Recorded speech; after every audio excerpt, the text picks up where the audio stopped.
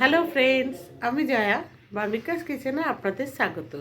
আজকে আমি আবার একটা নতুন রেসিপি নিয়ে এসেছি। আপনাদেরকে শেষ পর্যন্ত দেখার অনুরোধ করছি। আশা করছি ভালো লাগবে।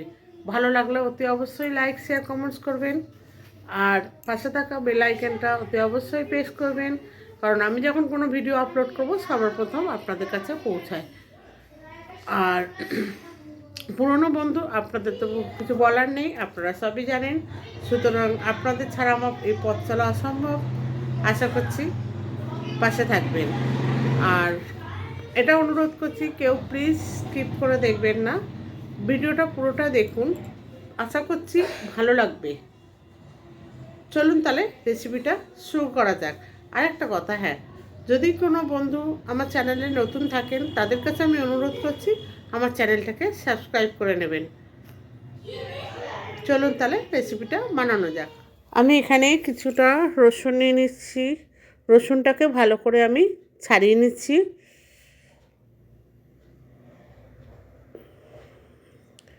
ভালো করে খোসা ছাড়িয়ে নেব।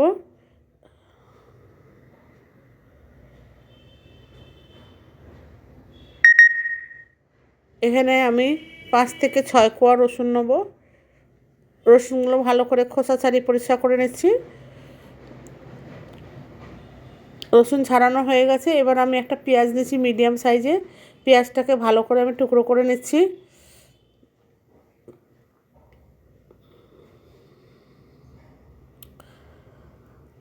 আর নিয়ে নিচ্ছি আমি রসুনগুলো দিয়ে দিলাম, 2-3টে কাঁচা লঙ্কা দিয়ে দিলাম, আর একটুখানি আদা, 1.5 ইঞ্চির মতো আদা নিয়েছি। নিয়ে আদাটাকে কেটে ভালো করে টুকরো করে আমি মিক্সার বাউলের মধ্যে নিয়ে নিলাম। এবার আমি একটা পেস্ট বানিয়ে নেব। পেস্টটা বানানো হয়ে গেছে। এটা আমি আলাদা জায়গায় রেখে দিলাম। এবার আমি এখানে 250 গ্রামের মতো পেঁয়াজ কলি নিয়েছি।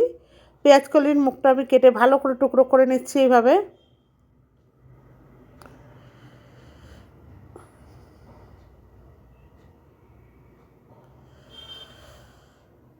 এইভাবে লম্বা লম্বা করে ঠিক আমি যেইভাবে বলছি ওইভাবে কেটে নেবেন।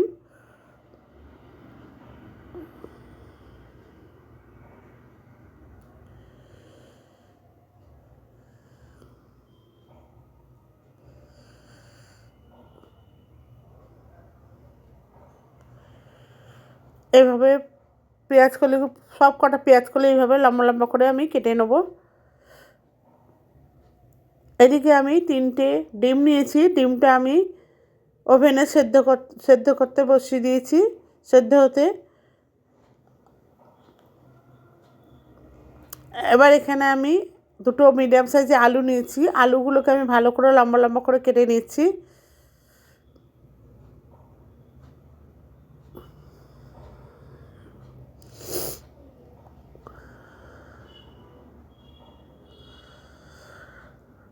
যতক্ষণ ডিমগুলো সেদ্ধ হচ্ছে ততক্ষণ আমি আলুটাকে কেটে নিচ্ছি। এবার একটা আমি টমেটো নিয়েছি। টমেটোকে ভালো করে ধুয়ে আমি এরকম 4টে টুকরো করে নিলাম। 4 টুকরো করে নিচ্ছি।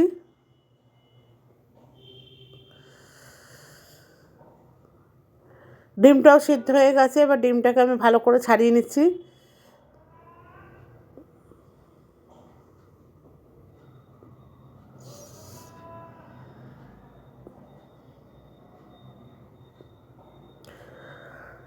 ডিমগুলো ছাড়ানো হয়ে গেছে। এবার আমি এখানে নুন আর একটুখানি হলুদ গুঁড়ো দিয়ে এটাকে ম্যারিনেট করে নেব।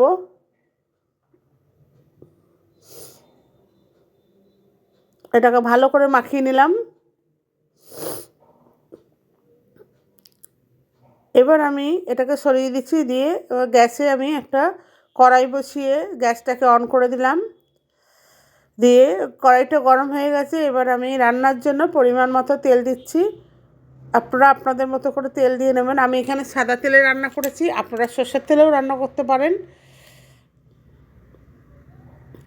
সাদা তেলটা গরম হয়ে গেছে। এবার আমি এখানে ডিমগুলোকে দিয়ে দেবো।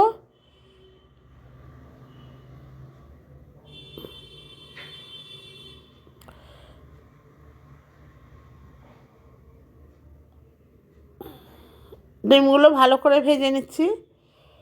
ভাজা হয়ে গেছে, এবার আমি একটা পাত্রে তুলে নিলাম ডিমগুলোকে।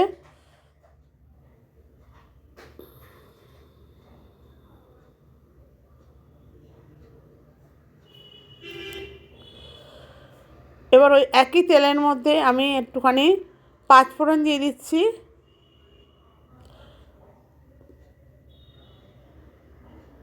সরি, পাঁচফোড়ন আমি কালো জিরে দিয়েছি, আমি ভুল করে পাঁচফোড়ন বলে ফেললাম। এবার আলুগুলোকেও দিয়ে দিয়েছি, আলুগুলো আমি ভালো করে নেড়ে চেড়ে ভেজে নিচ্ছি। দিয়ে এবার পেঁয়াজ কলিগুলোকে দিয়ে দিলাম। আলুগুলো একটু লাল করে ভেজে নেওয়ার পর আমি পেঁয়াজ কলিগুলো দিয়েছি। দিয়ে পেঁয়াজ কলি আর আলু একসাথে আমি ভেজে নেব।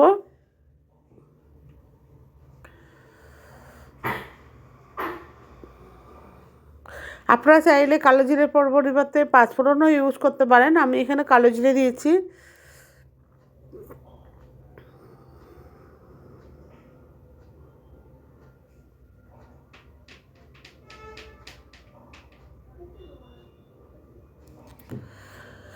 এবারে এটাকে ভালোভাবে আমি নেড়ে ছেড়ে ভেজে নিচ্ছি।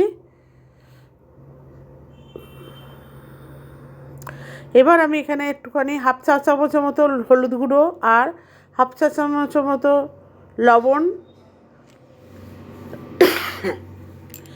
লবণটা আপনারা আপনাদের স্বাদ মতো দেবেন, আর এক চা চামচের মতো জিরে গুঁড়ো আর হাফ চা চামচের মতো লঙ্কার গুঁড়ো আর কেটে রাখা টমেটোটা দিয়ে দিলাম। দিয়ে ভালো করে আমি নেড়ে চেড়ে ভেজে নিচ্ছি।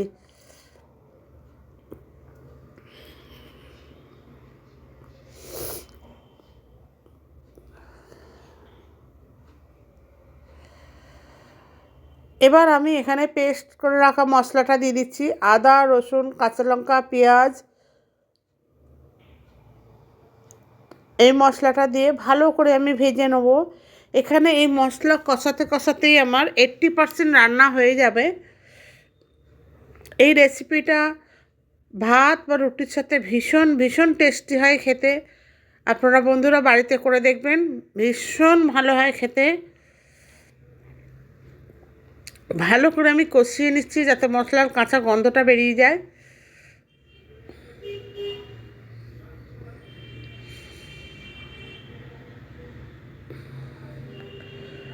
সমস্ত এটা কষানো হয়ে গেছে, দেখুন পেঁয়াজ কলিগুলোও নরম হয়ে গেছে। এবার আমি একটা ঢাকনা দিয়ে দেবো এর মধ্যে। ঢাকনাটা খুলে আমি আবার একটু নেড়ে দিচ্ছি। দেখুন আলুও সিদ্ধ হয়ে গেছে মোটামুটি। এবার আমি ডিমগুলোকেও দিয়ে দিলাম, দিয়ে ভালো করে আমি নেড়ে চেড়ে নিচ্ছি।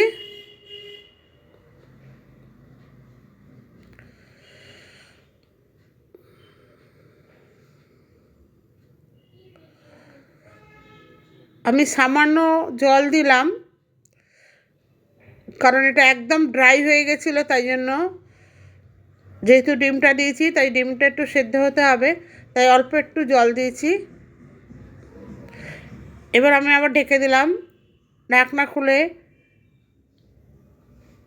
আমার রেসিপিটা মোটামুটি হয়েই গেছে।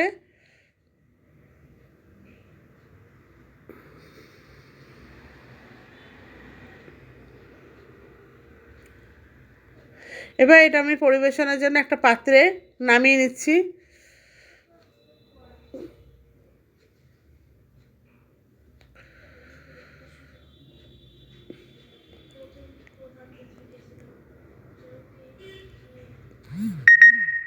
ভিডিওটি ভালো লাগলে আমার চ্যানেলটাকে সাবস্ক্রাইব করবেন এবং পাশে থাকা বেল আইকনটা অতি অবশ্যই প্রেস করবেন এবং লাইক শেয়ার কমেন্টস করবেন।